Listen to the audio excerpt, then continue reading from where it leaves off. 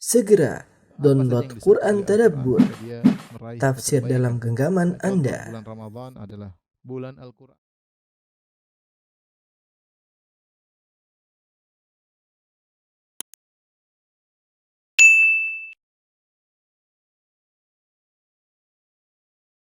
Bismillahirrahmanirrahim. Assalamualaikum warahmatullahi wabarakatuh.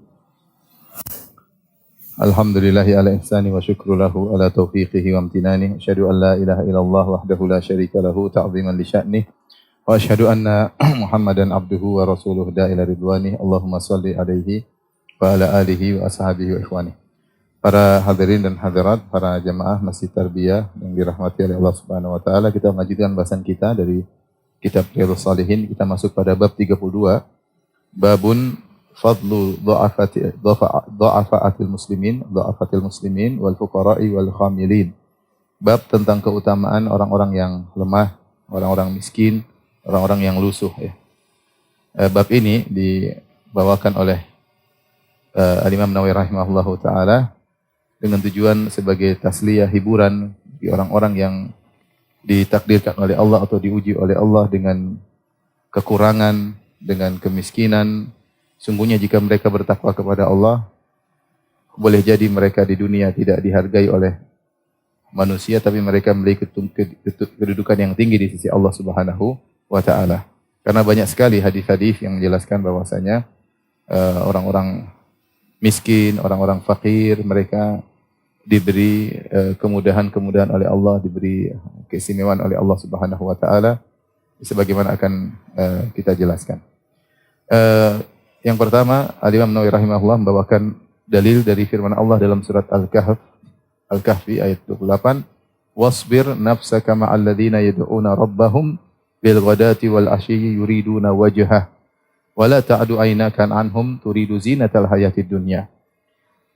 Allah memerintahkan kepada Nabi Muhammad SAW untuk menyabarkan dirinya. Wasbir nafsak, sabarkanlah dirimu wahai Muhammad. Sabar untuk apa? Ma'al ladzina yad'una rabbahum bil ghadati wal 'ashyi yuriduna wajhah. Bersabar bersama orang-orang yang ikhlas, yang mereka miskin. Bersabar bersama orang-orang yang berdoa kepada Rabb mereka di pagi hari maupun di petang hari, yang mereka mencari wajah Allah, itu ikhlas. Wala ta'du aynaka anhum turidu zinatal hayatid dunya. Jangan sampai kedua matamu melampaui mereka, tidak memperhatikan mereka hanya karena tergiur dengan keindahan dunia. Sebab nuzul ayat ini yaitu datang sebagian pembesar-pembesar Quraisy yang mengatakan kepada Muhammad SAW, ide, kalau kau ingin kami menjadi pengikutmu wahai Muhammad, tinggalkanlah orang-orang fakir tersebut. Kami ingin dispesialkan, diistimewakan. Tidak bisa kami gabung sama orang-orang miskin tersebut. Ya, sebagian ulama mengatakan sempat ide ini yang diutarakan oleh orang-orang kafir Quraisy, para pembesar-pembesar Quraisy, sempat masuk ke hati Nabi Shallallahu Alaihi Wasallam. Karena Nabi memikirkan maslahat. Bisa jadi kalau orang-orang pembesar-pembesar ini masuk Islam, maka yang lainnya akan segera ikut. Tetapi kemudian Allah menegakkan atau menguatkan iman Nabi SAW dengan menyuruh Nabi, jangan pedulikan mereka, sabarkanlah dirimu dengan orang-orang yang miskin-miskin tersebut, yang mereka berdoa kepada Allah di pagi hari maupun di petang hari, yuriduna wajhah, mereka mengharapkan wajah Allah.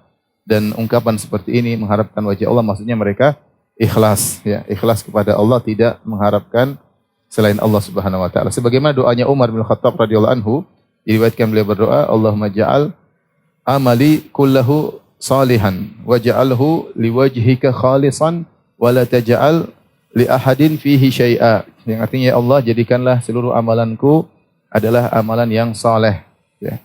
Allahumma ja'al amali kullahu salihan. Ya Allah, jadikanlah seluruh amalku adalah amal yang saleh. Waj'alhu liwajhika khalisan. Dan jadikanlah amalanku murni hanya untuk mencari wajahmu. Wala taj'al li ahadin fihi syai'a, dan jangan kau jadikan sedikit pun amalanku bercampur dengan keinginan untuk mendapatkan pujian siapapun. Jadi Allah menyuruh Nabi SAW bersabar dengan orang miskin tersebut, karena mereka biasanya orang-orang yang susah, mereka lebih tulus, ya, mereka lebih ikhlas kepada Allah Subhanahu wa taala, dan Nabi disuruh untuk bersabar bersama mereka.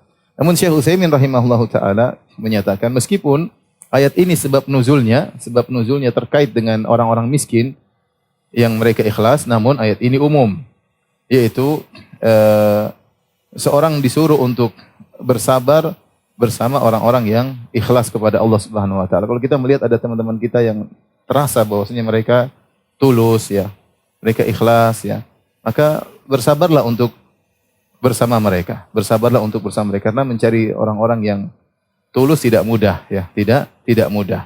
Kalau kita punya teman-teman yang kalian tulus, ikhlas, bersabar untuk bergaul dengan mereka, bersabar untuk berjalan dengan mereka ya. Meskipun mereka tentunya punya kekurangan ya. Makanya Nabi disuruh untuk bersabar. Ya, namanya para fuqara mesti ada keluhan-keluhan atau kekurangan-kekurangan, tapi Nabi disuruh untuk bersabar. Dan ini juga ayat dijadikan dalil tentang pentingnya berteman dengan teman-teman yang baik. Ya. Di antara salah satu hal yang menjadikan seorang istiqamah adalah berteman dengan teman-teman yang baik. Kemudian Allah mengatakan ya, wala ta'du aynaka anhum turidu zinatal hayatid dunya. Janganlah pandanganmu melampaui mereka orang miskin ini hanya karena ingin mencari kehidupan dunia. Ya, karena kehidupan dunia tentunya ya hanya sementara dan juga akan segera sirna.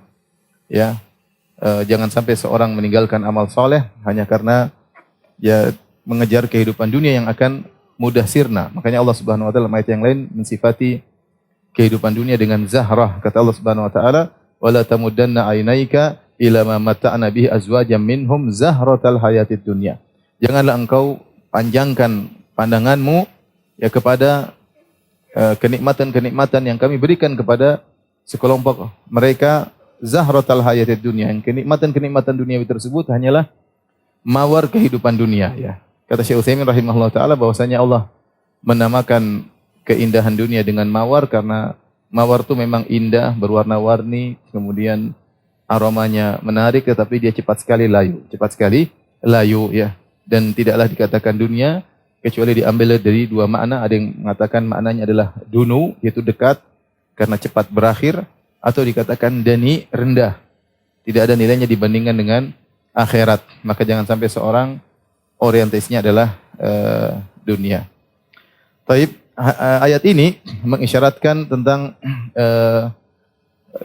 pentingnya kita punya kawan-kawan yang juga miskin, yang susah ya. Dan ada faedah kita bergaul dengan orang-orang susah ya. Kita bergaul dengan orang susah, ada kesempatan bagi kita untuk membantu mereka, dapat pahala dengan bantu mereka. Ada faedah menjadikan kita pandai bersyukur karena kita sering melihat orang yang susah ya. Ya, kemudian ada faedah menjadikan kita ingat untuk akhirat. Karena kalau kita lihat orang susah berdoa, ingat akhirat, maka kita lebih mudah untuk ingat akhirat. Jadi jangan sampai kita bergaul hanya sama orang-orang berada, orang-orang kaya saja. Enggak. Kita harus punya teman-teman juga yang mereka susah sehingga kita dapat pahala dengan bergaul dengan mereka dan dapat faedah dengan bergaul dengan mereka ya. Ya. Baik. Kemudian Al-Imam Nawawi rahimahullah ta'ala membawakan hadis-hadis yang terkait dengan bab ini, bab keutamaan orang-orang miskin dari kalangan kaum muslimin ya. Hadis pertama, An Harithah bin Wahab radhiyallahu ta'ala anhu ya. Dari Harithah bin Wahab, dia berkata, sami'tu Rasulullah sallallahu alaihi wasallam yaqul, aku mendengar Rasulullah sallallahu berkata, ala ukhbirukum bi ahlil jannah, maukah aku kabarkan kepada kalian tentang penghuni surga. Siapa penghuni surga? Kullu dha'ifin mutadha'afin law aqsama 'ala Allahi la abarrahu. Setiap orang yang lemah dan dianggap rendah oleh masyarakat, yang seandainya dia bersumpah atas nama Allah, maka Allah akan penuhi sumpahnya. Ala ukhbirukum bi ahlin nar, maka aku kabarkan kepada kalian tentang penghuni neraka jahanam. Kullu utullin jawadhin mustakbir. Setiap orang yang kasar, yang keras, kemudian jawad ini ada beberapa makna kata Imam Nawawi rahimahullah taala, di antaranya al-jamu al-manu, yaitu yang suka ngumpulin harta tapi pelit, atau orang yang besar kemudian berjalan dengan kesombongan, atau orang yang pendek tapi besar badannya karena perhatiannya untuk dunia saja ya. Kemudian mustakbir, orang yang sombong. Muttafaqun alaih, hadis riwayat Bukhari dan Muslim. Dalam hadis ini Rasulullah SAW menyebutkan tentang surga dan neraka ya. Dan kita tahu surga itu hak dan neraka itu hak benar adanya. Rasulullah SAW juga mengabarkan tentang sifat-sifat surga dan neraka, dan Rasulullah SAW juga kabarkan tentang penghuni neraka dan sifat-sifatnya. Tentunya surga dan neraka adalah dua hal yang kontradiktif ya. Kemudian penghuninya juga adalah dua kelompok yang kontradiktif dan sifat-sifatnya juga kontradiktif antara sifat-sifat penghuni surga dan sifat-sifat penghuni neraka jahanam. Adapun sifat-sifat penghuni surga, Rasulullah SAW mengatakan ya, di antara mereka adalah kullu dhaifin mutadha'afin. Kullu dhaif maksudnya orang yang lemah, orang yang miskin. Yang mutadha'af di sini dengan memfathahkan ain. Mutadha'af artinya dianggap enggak dipandang oleh orang. Namanya demikian. Dianggap lemah, orang rendahan, orang-orang tidak ada yang mandang dia. Ya, tetapi orang ini spesial, dia bertakwa kepada Allah Subhanahu wa taala. Sampai Nabi mengatakan lau aqsama 'ala Allah la abarrahu. Seandainya dia bersumpah atas nama Allah, maka Allah akan penuhi sumpahnya. Ala ukhbirukum bi ahlin nar, mau kabarkan kepada kalian tentang penghuni neraka, lawannya. Kalau yang tadi lemah, dianggap remeh oleh orang, yang ini setiap kullu utullin, yaitu orang yang keras, kaku, sombong, ya, memiliki harta yang banyak, pelit, ya ini sifat penghuni neraka jahanam. Meremehkan orang lain, ya. Kalau penghuni surga tadi diremehkan oleh orang. Jadi diremehkan orang ini meremehkan orang lain. Di sini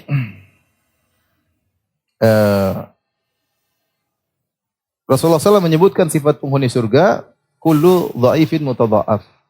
Yang pertama disebutkan setiap orang yang lemah dan dianggap remeh. Atau dalam tafsiran yang lain dengan mengkasrah ain, mutadha'if, setiap orang yang lemah.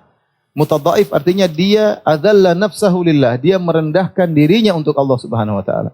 Dia menghinakan dirinya untuk Allah Subhanahu wa taala. Ini penghuni surga. Kalau dia bersumpah atas nama Allah, Allah akan mudahkan sumpahnya tersebut. Sebagai contoh, ada dua contoh yang disebutkan oleh para ulama. Yang pertama adalah salah seorang sahabat ya yang dia, kalau tidak salah Anas bin Nadhr radhiyallahu taala anhu, yang kemudian dia punya saudari perempuan namanya Rubayyi ya. Rubayyi ini terjadi persengketaan dengan seorang gadis, kemudian dia patahkan gigi jariyah tersebut. Dia patahkan gigi gadis tersebut. Akhirnya keluarganya menuntut agar dihukum qisas. Berarti Rubayyi, saudarinya Anas bin Nadhr, juga harus dipatahkan giginya. Maka sampailah kabar ini kepada Anas bin Nadhr radhiyallahu taala anhu. Maka dia pun datang kepada Nabi SAW, dia mengatakan, ya Rasulullah, la tuksar ya thaniyatur Rubayyi. Kata dia, ya Rasulullah, tidak akan patah gigi Rubayyi. Kata Rasulullah SAW, ya Anas, al-qisas fi kitabillah. Wahai Anas, hukum qisas telah berlaku. Bahwasanya orang yang matahkan gigi orang, dia juga giginya harus dipatahkan. Kata dia, wallahi, dia bersumpah di hadapan Nabi SAW, demi Allah, lan tuksar, gigi adik perempuanku atau kakak perempuanku tidak akan terpatahkan. Dia bersumpah di hadapan Nabi. Bukan dia melawan hukum Nabi, tidak, tapi dia bilang dia yakin bahwasanya Allah tidak akan menjadikan hal tersebut. Dan dia bersumpah dengan nama Allah Subhanahu wa taala dengan penuh keyakinan kepada Allah Subhanahu wa taala. Ternyata benar, setelah itu keluarga gadis tadi memaafkan.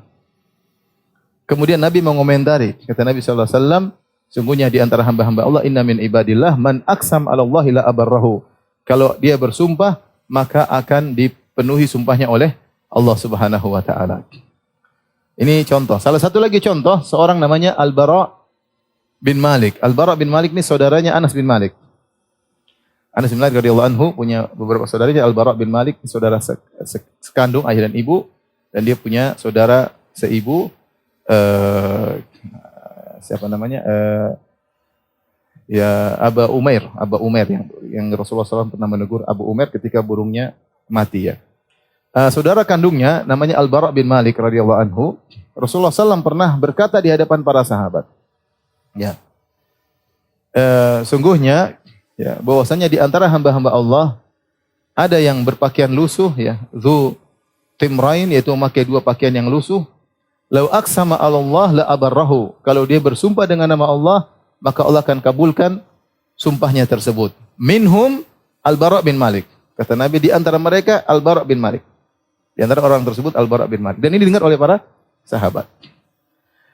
Ketika terjadi perang, namanya perang Al-Yamamah, ketika perang besar setelah wafatnya Nabi SAW di zaman Abu Bakar radhiyallahu anhu, kaum muslimin di bawah pimpinan Khalid bin Walid menyerang nabi palsu yaitu Musailimah Al-Kadzdzab. Ya.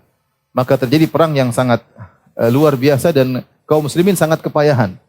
Karena pengikut Musailimah Al-Kadzdzab juga mereka menganggap mereka sedang berjihad, membela nabi baru. Membela nabi baru melawan orang-orang yang tidak mengakui nabi baru, dan mereka terkenal dengan perjuangan. Sampai Khalid pun kepayahan, Khalid pun terluka radhiyallahu taala anhu.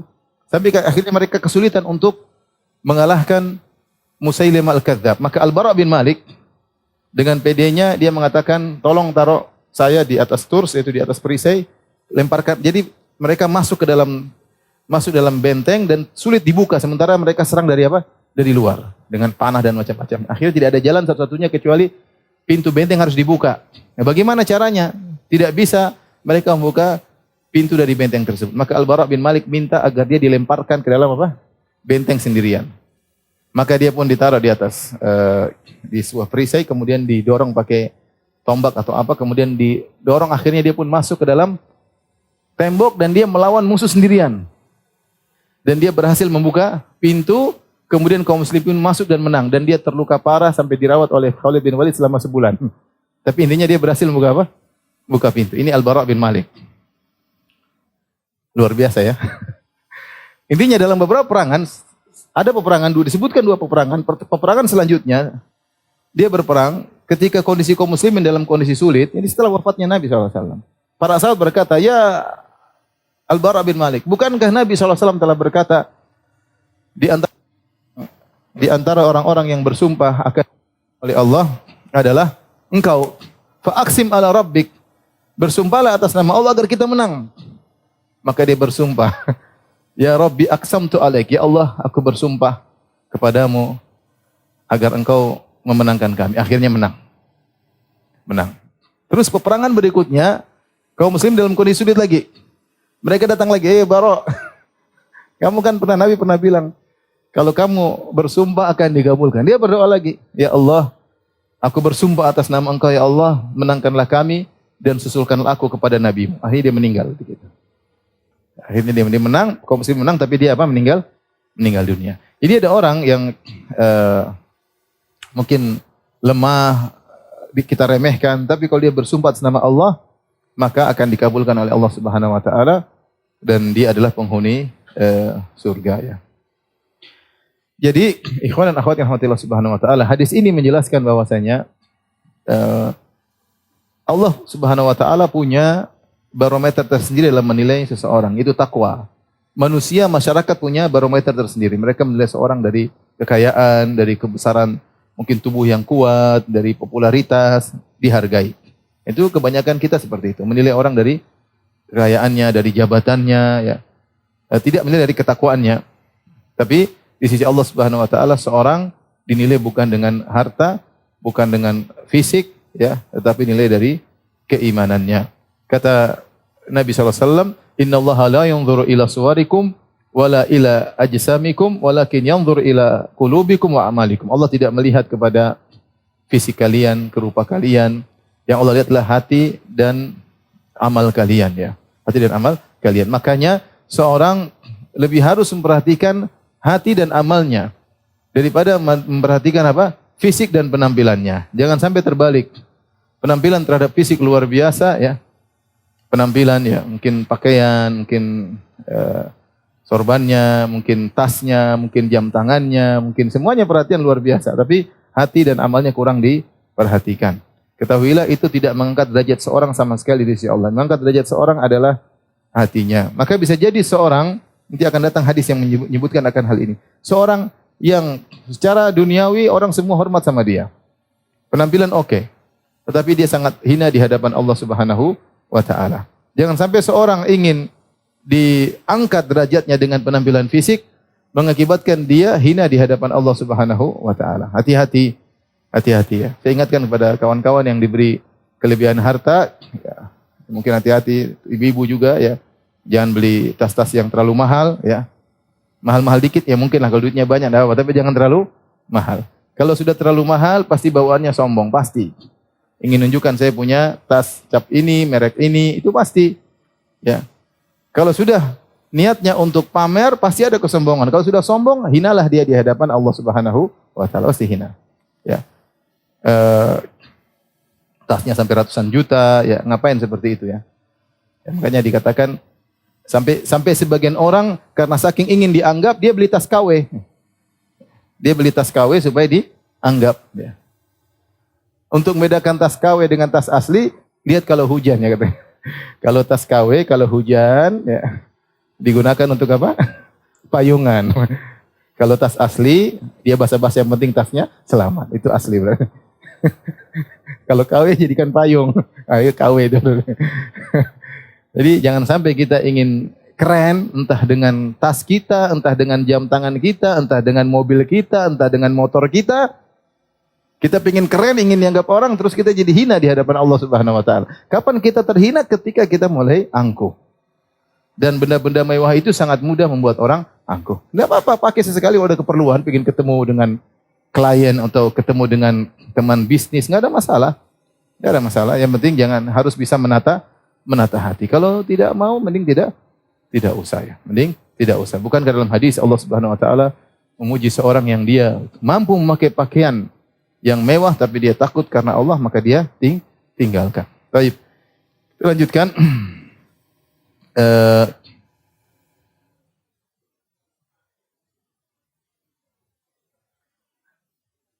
Hadis berikutnya, wa an Abil Abbas Sahal bin Sa'ad As-Sa'idi, dari Abul Abbas Sahal bin Sa'ad As-Sa'idi radhiyallahu ta'ala anhu qala, beliau berkata, marra rajulun 'ala Nabi sallallahu alaihi wasallam, ada seorang lelaki lewat di hadapan Nabi.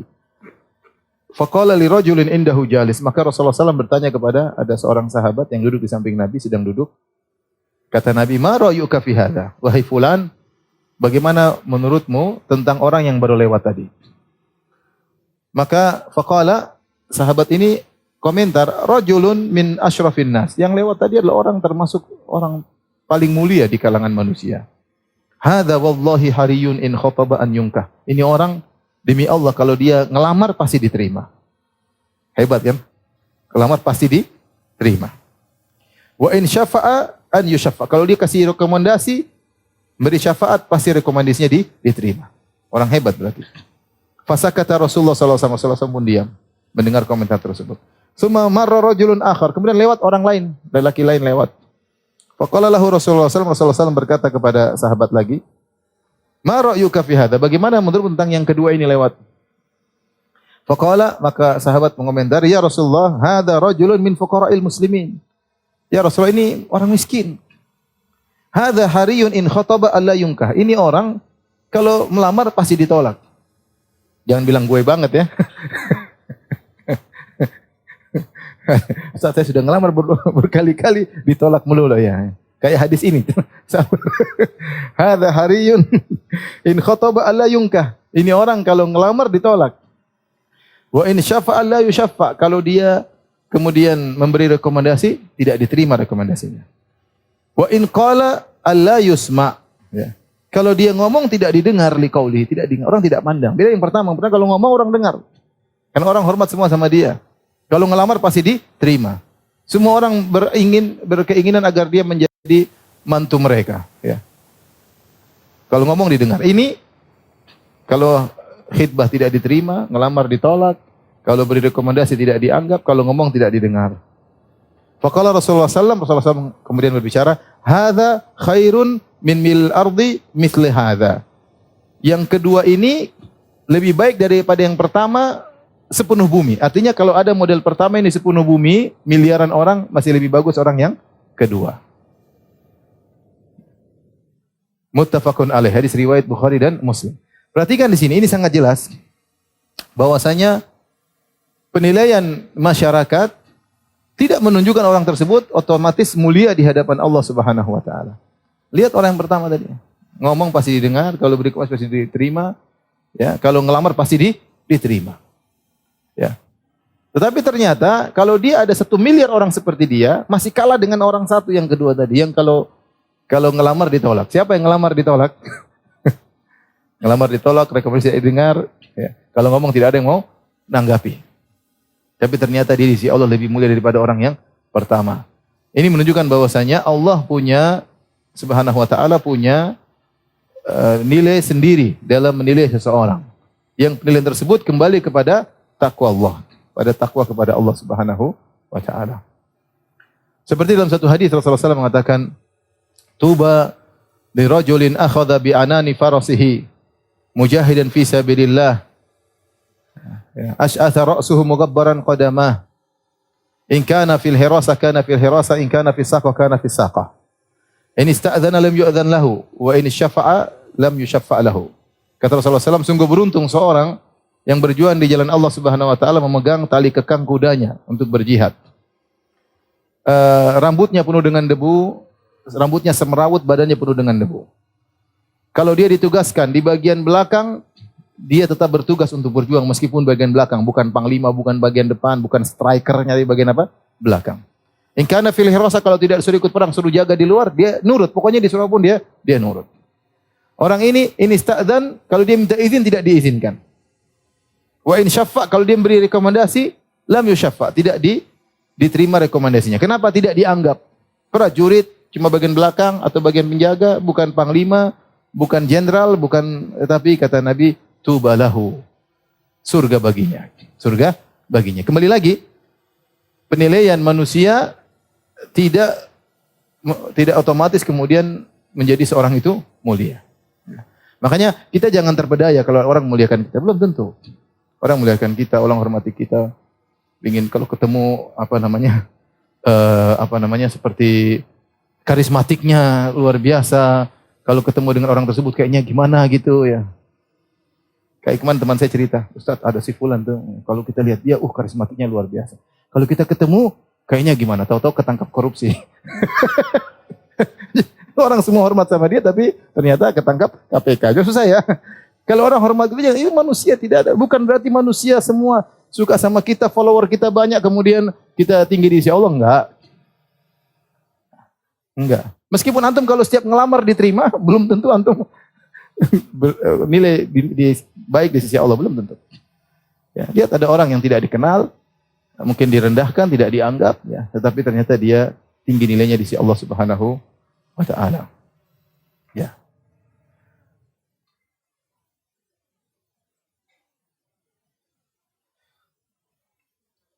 Jadi sekali lagi saya ingatkan, ini hiburan bagi orang yang mungkin tidak dianggap oleh orang lain, nggak ada masalah. Yang penting antum dianggap oleh Allah Subhanahu wa ta'ala. Tidak anggap Anda, ya, nggak usah terlalu sedih. Selalu yang menghibur kita adalah kisah Nabi Musa dengan Nabi Khadir ketika mereka minta dijamu di sebuah kampung, hatta idza ataya ala qaumin istata'ama ahlaha, ya, ahla qaryatin fasata'ama ahlaha fa abau ayyudhayifuhuma. Ketika Nabi Musa dan Nabi Khadir datang ke sebuah kampung, kemudian mereka berdua minta untuk dijamu, fa abau ayyudhayifuhuma, ternyata penduduk kampung tersebut enggan untuk menjamu mereka. Bahkan Al-Alusi ketika menafsirkan ayat ini, dia mengatakan zahirnya atau ayat ini menunjukkan bahwasanya Nabi Musa dan Khadir mengetuk pintu satu persatu. Minta dijamu karena mereka tamu, mereka bersafar, mereka punya hak untuk dijamu. Untuk tiap pintu diketuk tidak ada yang mau, disuruh pergi. Disuruh pergi. Fa abau ayyudhayifuhuma, semuanya enggan untuk menjamu Nabi Musa dan Nabi Khadir. Kalau antum tidak dihormati oleh orang lain, antum ingat kisah ini. Nabi Musa, Nabi Khadir aja tidak dihormati satu kampung. Antum siapa? Allah alam. Antum siapa? Nabi Musa yang kata Allah, wa kana indallahi wajihan, yang memiliki kedudukan di sisi Allah Subhanahu wa taala. Nabi Musa yang dia pernah berdoa, ya, Waj'al li waziran min ahli Harun akhi. Ya Allah, angkatlah Harun sebagai rasul untuk menemaniku. Allah kabulkan. Bayangkan.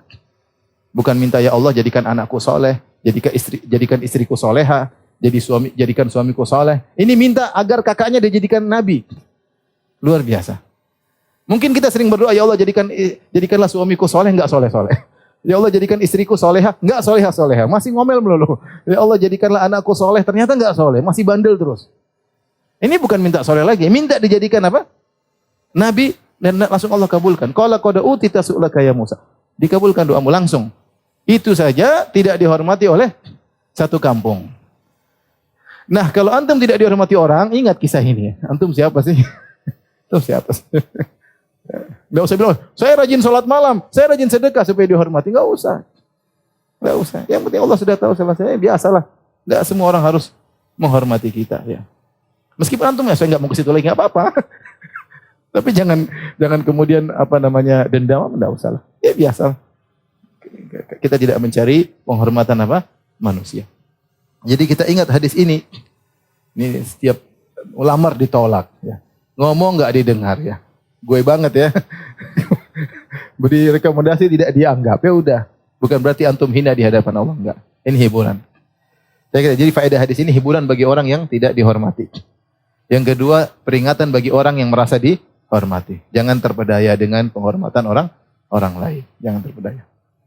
Baik, kita lanjut hadis berikutnya. Wan Abi Sa'id Al-Khudri radhiyallahu taala anhu. Anin Nabi sallallahu alaihi wasallam. Dari Nabi SAW, beliau bersabda, ihtajjatil jannatu wan naru, berdiskusi atau debat antara surga dan neraka. Faqalatin nar, maka neraka berkata, fiyal jabbarun wal mutakabbirun. Di neraka ada orang-orang yang al-jabbarun, al-mutakabbirun. Al-jabbarun maksudnya orang-orang yang kasar, ya, menzalimi orang. Al-mutakabbirun orang sombong. Ini bedanya al-jabbarun sama mutakabbirun. Al-mutakabbirun terkait dengan sombongan, al-jabbarun terkait dengan berbuat zalim, kasar sama orang lain. Itulah penghuniku kata neraka. Wahai surga, penghuniku orang-orang hebat. Orang sombong sama orang yang hebat, suka zalimi orang. Wa qalatil jannah, al-jannah berkata, "Fiyya du'afa'un nas wa masakinuhum."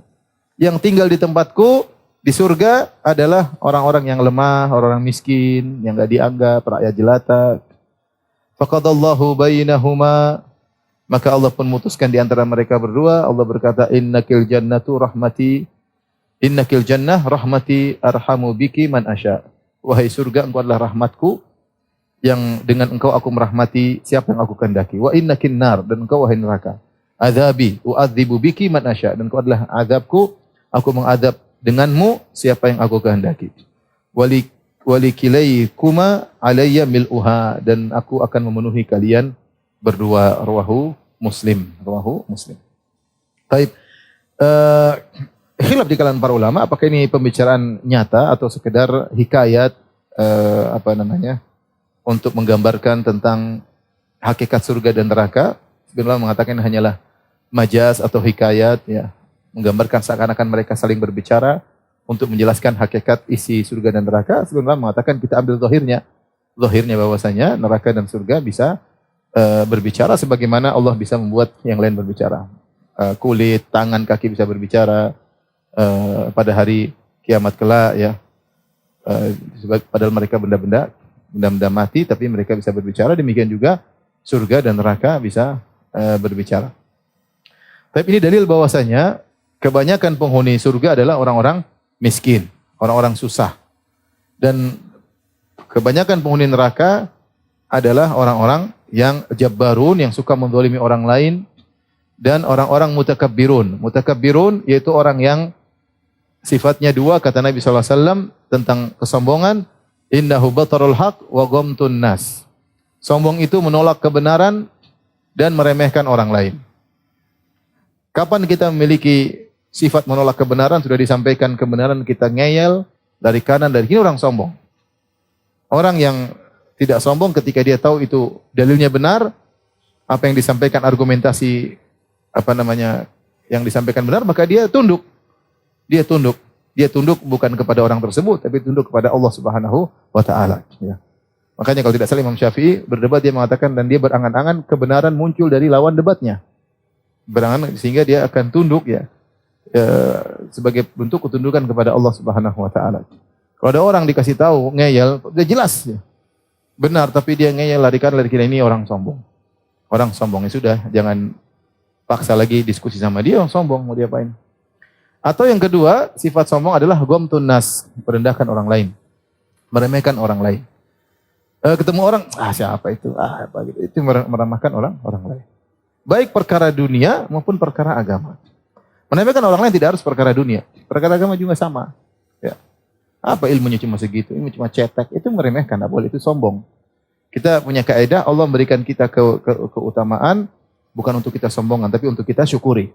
Untuk kita syukuri. Kapan nikmat yang Allah berikan kepada kita untuk kita sombongkan, itulah kita berarti telah istidraj oleh Allah Subhanahu wa taala. Maka hati-hati seorang sering mengecek, jangan sampai keluar dari lisannya apa itu kita jangan itu namanya apa? Meremehkan orang lain. Baik perkara dunia ya, seperti cuma bisa gitu aja ya.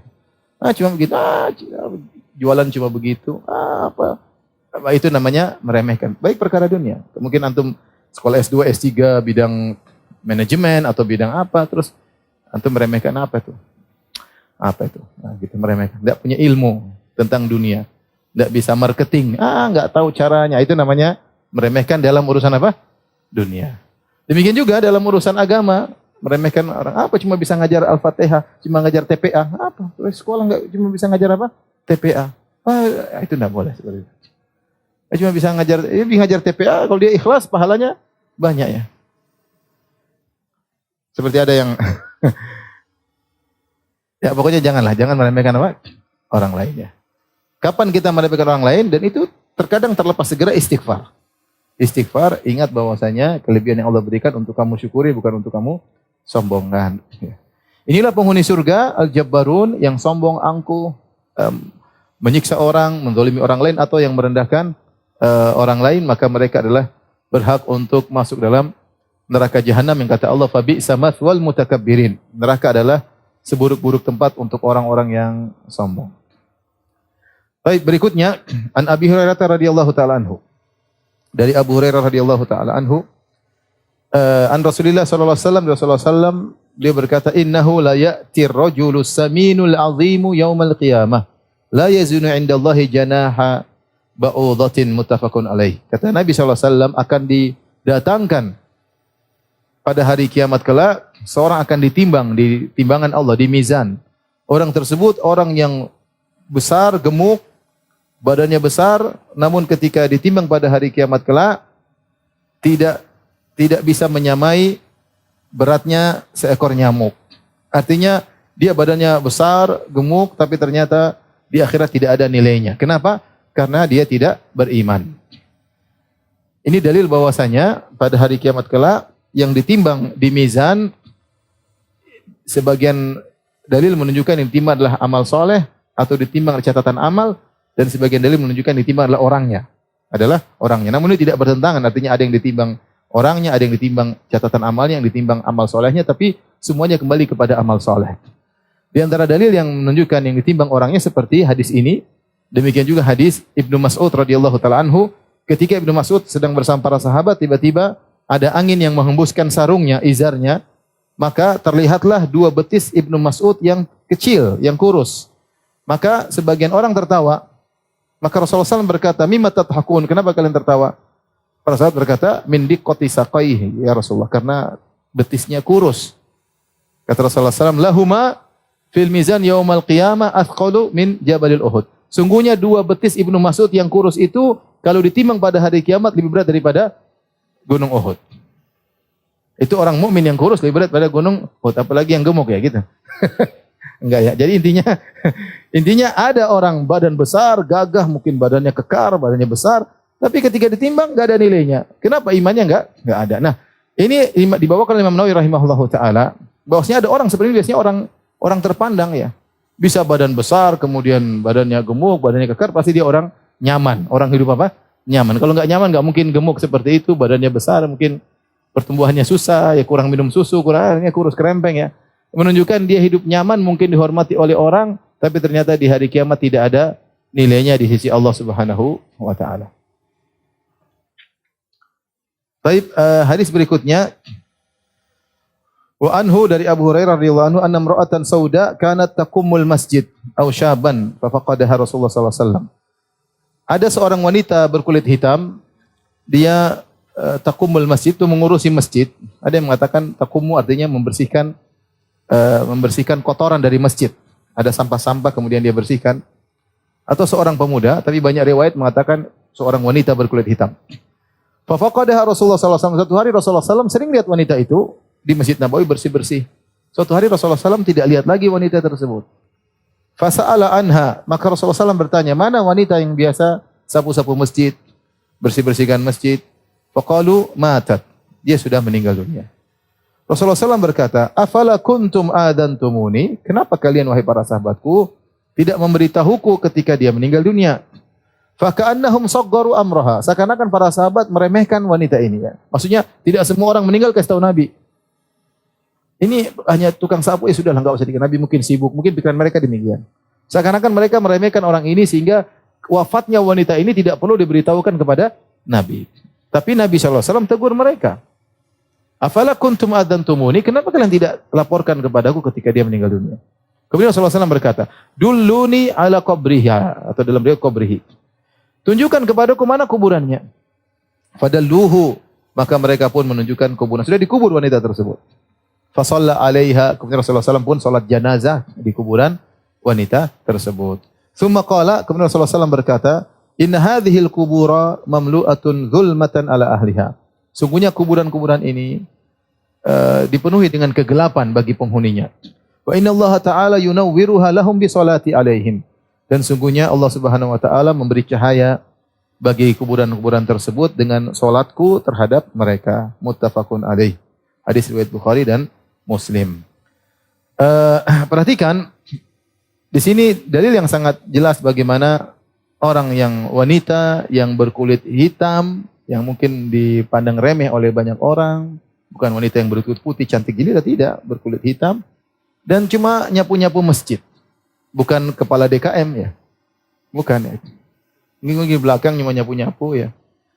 Bukan donaturnya, bukan kepala DKM-nya, mungkin tidak dipandang oleh orang. Artinya kita tukang bersih-bersih bisa diganti, enggak ada ganti orang, enggak ada masalah. Artinya pengaruh dia terhadap berjalannya masjid tidak besar. Cuma sekedar apa? Sapu-sapu masjid. Tetapi dan para sahabat agak meremehkan, artinya ketika dia meninggal tidak perlu dilaporkan. Tapi ternyata bagi Nabi ini perempuan luar biasa. Sampai Nabi mengkhususkan untuk sholat jenazah pada wanita ini. Kenapa? Karena dia ngurusin masjid. Dia ngurusin apa? Masjid. Semua yang ngurusin rumah Allah Subhanahu wa taala adalah orang yang mulia. Oleh karenanya Rasulullah SAW memerintahkan untuk membersihkan masjid, untuk membangun masjid dalam hadis Aisyah radhiyallahu taala anha, anna Nabi SAW amara bi bina'il masajid fid dur wa an tunadhdhaf wa an tutayyab. Rasulullah SAW memerintahkan untuk dibangunkan, dibuat masjid-masjid dan untuk dibersihkan dan untuk dikasih minyak wangi.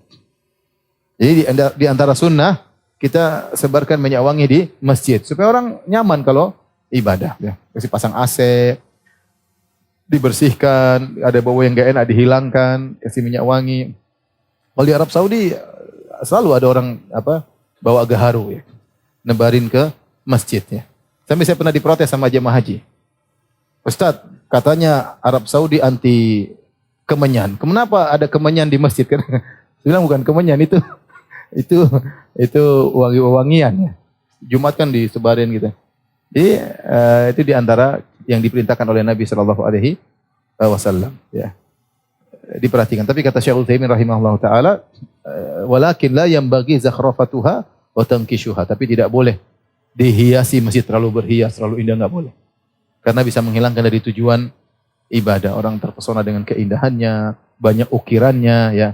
Makruh kata para ulama hukumnya, makruh. Bahkan di antara tanda-tanda hari kiamat. Orang lebih perhatian terhadap model masjid daripada memakmurkan masjidnya. Oleh benar banyak masjid-masjid mewah, entah kubahnya harganya berapa, kemudian ini harga berapa, modelnya indah, tapi orang yang perhatikan modelnya, bukan isi kajiannya, bukan memakmurkan masjid, maka hukumnya makruh. Hadis ini juga menunjukkan bahwasanya di antara hal yang bisa membantu menjadikan kuburan bercahaya adalah Nabi menyolatkan penghuni kubur ya. Bahwasanya penghuni kubur itu dalam kegelapan. Maka tidak mengapa kita berdoa kepada Allah agar kuburan orang tua kita misalnya agar diberi cahaya oleh Allah Subhanahu wa taala ya. Kemudian juga ini dalil bahwasanya Nabi SAW tidak bisa beri manfaat, tidak bisa beri mudarat secara langsung. Nabi harus berdoa dulu kepada Allah Subhanahu wa taala ya, agar kuburan tersebut bisa diberi cahaya oleh Allah Subhanahu wa taala. Kata Allah, "Afa anta tunqidhu man finnar?" Apakah kau bisa menyelamatkan orang dari neraka wahai Rasulullah? Enggak bisa. Rasulullah SAW hanya berdoa kepada Allah, jangankan menyelamatkan orang dari neraka, untuk dapat hidayah saja Rasulullah SAW tidak bisa. Yang kasih hidayah siapa? Allah. Nah kalau ada kemudian kiai atau pimpin torekot kemudian menjamin surga atau akan menyelamatkan dari penghuni neraka, nah saya ke sana saya akan keluarkan kau dari neraka. Kita bilang kalau kamu ke neraka khawatir kamu juga nggak bisa keluar. Jangan ngeluarin saya, kamu masuk kamu nggak bisa keluar. Ini terlalu berlebihan ya, nggak tahu diri. Nabi SAW hanya harus berdoa dulu supaya penghuni kubur bisa diberi cahaya. Intinya ikhwan, jangan meremehkan siapapun ya, meskipun hanya orang yang sedang membersihkan masjid, ngelap-ngelap masjid, ngepel masjid, selama dia beramal soleh, perhatian terhadap masjid, maka hendaknya kita hargai. Kemudian hadis berikutnya, wa anhu dari Abu Hurairah radhiyallahu anhu, qala Rasulullah sallallahu rubba ash'ad akbar madfu'un bil abwab law aqsama ala Allah la abarrahu. Betapa banyak orang yang ash'ad, yang rambutnya semrawut, akbar, tubuhnya penuh dengan debu, atau bajunya saking jarang punya baju, kotor seperti warna tanah. Ya sudah putih jadi agak mangkak kata orang kan, seperti itu. Ini bukan sengaja dia mengotori diri, enggak. Cuma memang dia enggak punya pakaian. Jangan dibayangkan hadis-hadis ini menunjukkan disunahkan kita mengotori rambut dengan debu, enggak. Tapi Rasulullah SAW jelaskan ada orang seperti ini. Dia baju enggak banyak ya. Cuma beberapa helai ya. Dan ini sering disampaikan ya. Bagaimana sampai fuqaha membahas tentang hukum salat memakai selembar kain. Kenapa dibahas demikian? Karena dahulu ada orang yang tidak punya kain kecuali selembar aja. Selembar. Sehingga dia sholat hanya pakai selembar kain. Hukumnya bagaimana? Sah atau tidak? Bagaimana cara melilitkan pakaian ketika sholat dengan satu kain lembar? Orang yang agak kaya sedikit punya dua lembar kain. Satu lembar untuk sarung, satu lembar untuk rida. Ternyata ada orang yang cuma punya satu kain. Ya. Sebagaimana saya sampaikan tentang ada sahabat yang kemudian ketika mau menikah, ada wanita datang menghadiahkan dirinya kepada Nabi, kemudian ingin dinikahi oleh Nabi, kemudian ada fasawwab, Rasulullah SAW melihat wanita tersebut di atas, Rasulullah nazar lihat ke bawah, Rasulullah SAW diam, tidak tertarik, maka sahabat tersebut berkata, ya Rasulullah illam yakun hajah, ya, fazawijniha. Ya Rasulullah kalau kau tidak mau nikah sama dia, buat saya aja ya Rasulullah. Kata Rasulullah SAW, oke, kau punya mahar apa? Apa yang kau punya? Saya punya sarung sebagai mahar. Terus, tapi kalau saya kasih, saya enggak punya sarung yang lain. Luar biasa. Artinya, Masya Allah. Jadi ada zaman Nabi orang-orang seperti itu ya. Kata Nabi, iltamis walau khataman min hadid. Cari di rumah meskipun, yang penting bisa jadi mahar, meskipun cincin dari besi. Enggak ada ya Rasulullah. Kalau gitu, kau punya hafalan Quran apa? Saya punya hafalan ini, sudah ajarkan dia. Zawajtukaha bima ma'aka minal Quran. Saya nikahkan kau dengan wanita tersebut dengan hafalan Quranmu. Ya. Jadi intinya maksud saya, sampai ada sebagian sahabat yang tidak punya baju kecuali sedikit. Lihat bagaimana ketika Rasulullah SAW menyuruh para wanita untuk sholat Id. Kemudian ada sahabat berkata, sahabiat, ya Rasulullah, ihdana laisa lahat jilbab. Ya Rasulullah, ada di antara kami yang tidak punya jilbab, begini mau keluar. Dia tidak punya jilbab untuk sholat Id. Apa yang harus dia lakukan? Ya. Maka kata Nabi SAW, dia itu lebih suha, hendaknya temannya kasih pinjam. Temannya kasih pinjam. Artinya kita bayangkan bagaimana kesulitan hidup yang dialami oleh mereka sampai ada yang tidak punya jilbab. Ini jilbab banyak nggak dipakai. Ya. Ada yang punya pakaian cuma sedikit sampai mangkak harus. Ya, artinya seperti ini. Oleh karenanya ketika dibahas dalam hadis ini ada seorang rambutnya semrawut, kemudian pakaiannya penuh dengan debu, bukan berarti dia sengaja begitu. Jangan dipahami demikian. Rasulullah SAW kalau punya rambut ya dirapikin, tapi rupanya mungkin dia tidak punya apa-apa. Dia punya minyak rambut, tidak punya. Sehingga rambutnya agak semrawut. Kemudian pakaiannya mangkak seperti warna tanah, ya karena mungkin jarang diganti. Ya. Dan madfuun bil abwab, diusir dari pintu-pintu. Artinya kalau dia bertamu, orang tidak ingin menerima dia sebagai tamu. Kalau dia berketuk pintu tidak dibukain. Orang tidak semangat ngobrol sama dia, direndahkan oleh orang lain. Tapi kata Nabi, lau aqsama 'ala Allahi la abarrahu. Seandainya dia bersumpah atas nama Allah, maka akan dikabulkan sumpahnya. Ini menunjukkan bahwasanya jangan terpedaya dengan penampilan fisik dan jangan terlalu merendahkan orang yang penampilannya mungkin kurang. Antum jangan sama antum keluar di rumah, di luar ada orang cuma jualan kue, ya bisa jadi dia surganya lebih tinggi daripada kita ya. Itu pun kalau kita masuk surga. Bisa jadi dia surganya lebih. Kita nggak tahu mungkin dia yang capek seperti itu tapi dia buat anak istrinya pahalanya gede. Kita cuma duduk manis, duduk santai, kemudian rezeki banyak ya. Bisa jadi kita nggak tahu masalah besar kecil pahala urusan apa? Allah Subhanahu wa taala. Allah punya cara perhitungan tersendiri ya. Tapi intinya jangan meremehkan siapapun. Baik, hadis terakhir mungkin yang kita bawakan kesempatan ya. An Usama radhiyallahu anhu an Nabi sallallahu alaihi wasallam, dari Usama radhiyallahu anhu dari Nabi sallallahu alaihi wasallam, beliau berkata, "Qumtu ala babil jannah." Aku berdiri di pintu surga, fa idza ammatu man dakhalahal masakin. Ternyata yang paling banyak masuk ke surga adalah orang-orang miskin. Wa ashabul jaddi mahbusun. Dan orang-orang kaya terhalangi. Masuk surga enggak bisa, orang-orang kaya terhalangi. Ghairu anna ashaban nari qad umira bihim ilan nar. Adapun penghuni neraka langsung masuk neraka, enggak dihalang-halangi, langsung masuk neraka. Orang-orang kaya tertahan dulu tidak langsung masuk surga. Wa qumtu ala babin nar, dan aku berdiri di pintu neraka, fa idza amatu man dakhalaha, ternyata kebanyakan yang masuk neraka an-nisa, para wanita. Muttafaqun alaih. Hadis riwayat Bukhari dan Muslim. Al-jaddu artinya al-hadzu wal ghina, itu kekayaan. Mahbusun yaitu belum diizinkan untuk masuk surga. Hadis ini menjelaskan kembali lagi tentang keutamaan orang miskin. Di antara keutamaan orang miskin, kebanyakan penghuni surga adalah apa? Orang-orang miskin. Kenapa?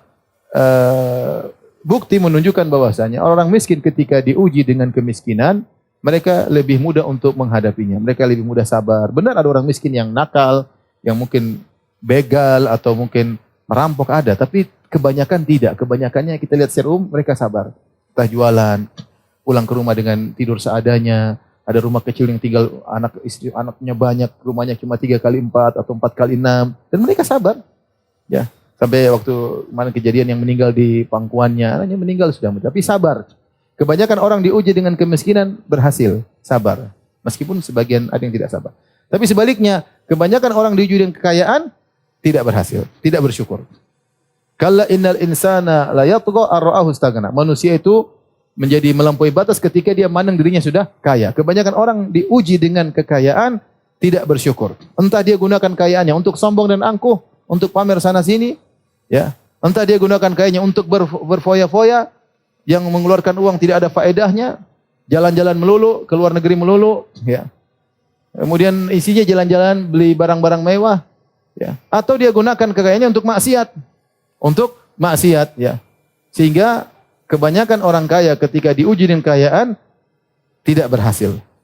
Makanya banyak di surga orang miskin dan banyak di neraka orang-orang kaya. Baik, kita lanjutkan ikhwan dan akhwat. Di sini Nabi SAW mengatakan ashabul jaddi mahbusun, orang kaya terhalangi. Kenapa terhalangi? Karena hisabnya panjang. Ya, dalam hadis kata Nabi SAW, inna fuqara ummati yadkhulul jannah qabla al-aghniya bi 500 am. Sungguhnya orang-orang miskin masuk surga sebelum orang kaya. Yang orang kaya juga masuk surga, tapi orang miskin lebih dahulu, 500 tahun lebih dahulu daripada orang kaya. Sebagian riwayat 40 tahun, sebagian riwayat 100 tahun. Kalau ulama menjamak mengatakan tergantung super kaya semakin lama dia apa? Semakin lama tertunda. Kayaknya cuma sedikit-sedikit, beda 100 tahun. Kayaknya kurang lagi cuma beda 40 tahun. Ya. Tapi intinya orang miskin lebih dahulu masuk surga daripada orang kaya. Kenapa? Karena orang kaya sudah biasa merasakan kekayaan. Orang miskin yang merindukan surga karena selama ini tidak pernah apa? Ngelamar ditolak. Kemudian nggak pernah tidur di tempat yang mewah, tidak pernah kalau naik pesawat paling apa? Paling belakang ya, tidak pernah duduk di depan di bisnis kelas ya. Meskipun mendarat lebih dahulu di belakang ya.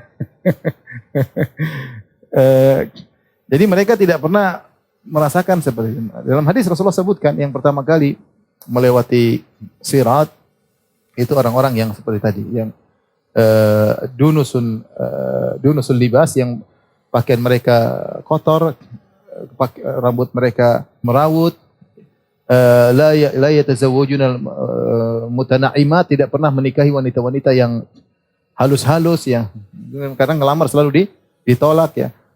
Kalau ngelamar yang wanita-wanita cantik yang halus-halus tidak diterima. Makanya mereka lebih dahulu masuk apa? Surga. Yang kaya-kaya udahlah, nanti sudah di dunia enak-enak, tunggu ya. Di sini Ibnu Hajar rahimahullah menjelaskan. Surga ada dua keutamaan. Pertama, keutamaan duluan masuk. Yang kedua, keutamaan level tinggi. Bukan berarti orang kaya, kalau dia terlambat masuk, bukan berarti levelnya lebih rendah. Kata Ibnu Hajar rahimahullah, bisa jadi dia dihisab, meskipun hisabnya dia terlambat, tetapi ternyata setelah dihisab, amal soleh dia lebih tinggi daripada si miskin. Tapi kita kembali, kita lanjutkan. Ya. Jadi, bisa jadi seorang kaya setelah dihisab, kemudian ternyata amal solehnya banyak buat bersedekah, buat anak yatim, untuk bangun ini, bangun anu, ya. Kemudian bayar zakat, dan utamanya banyak. Akhirnya setelah dihisab, ternyata amal dia lebih banyak. Sehingga meskipun dia terlambat, levelnya bisa tinggi. Tetapi dia tidak mendapatkan keutamaan cepat masuk surga. Cuma dia mendapatkan keutamaan level yang tinggi. Salah satu cara agar dia bisa mendapatkan dua keutamaan, masuk surga cepat dan levelnya tinggi, dia harus bisa masuk surga tanpa hisab. Gimana caranya urusan dia? Kalau dia kaya raya, tapi dia bisa masuk surga tanpa hisab, selesai urusan. Dia nggak ngantri sama yang lainnya. Dia masuk bersama orang-orang apa? Miskin. Karena tidak dihisab. Ya. Seperti Nabi Sulaiman alaihissalam. Famnun bi ghairi hisab. Silakan mau bagi-bagi harta, mau gunakan, tidak ada hisab bagimu ya. Ya jadi orang-orang yang diberi kelebihan kekayaan maka berusaha beramal soleh sebanyak-banyaknya supaya bisa masuk surga tanpa hisab, sehingga tidak ngantri di belakang. Ya, lagi ngantri ada yang tukang sapu di luar. Bos. Kamu yang kasih gaji kamu di luar. Bos. Nggak bisa, gimana? Masih dihisab panjang. HP dihisab, mobil dihisab, rumah dihisab, istri dihisab, semuanya dihisab. Panjang ceritanya ya. Maka harus bisa masuk surga tanpa hisab, biar sama orang miskin. Kemudian di sini Rasulullah SAW sebutkan juga bahwasanya banyak penghuni neraka wanita. Pertama, memang jumlah wanita lebih banyak daripada jumlah lelaki. Apalagi disebut nanti menjelang hari kiamat sampai 50 kali lipat satu orang laki-laki ngurusin 50 wanita ya. Kemudian yang kedua, wanita memang banyak melakukan sebab menjerumuskan mereka dalam neraka. Di antaranya mereka menjadi bahan untuk menggoda para lelaki ya. Semuanya fitnah wanita. Fitnah wanita semua menampilkan apa? Kecantikan wanita, kemolekan wanita, semua wanita jadi barang dagangan.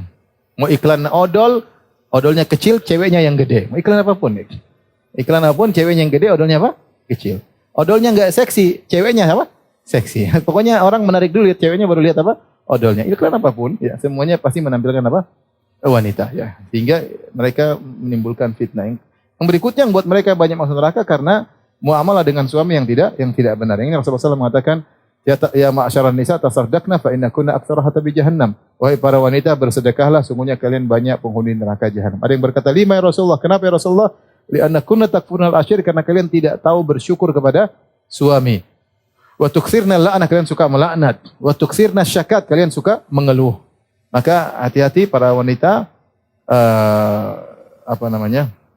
jaga diri tatkala bermuamalah dengan suami, jangan sampai menjadi wanita yang tidak tahu berterima kasih, suka mengeluh, maki-maki suami, angkat suara suami.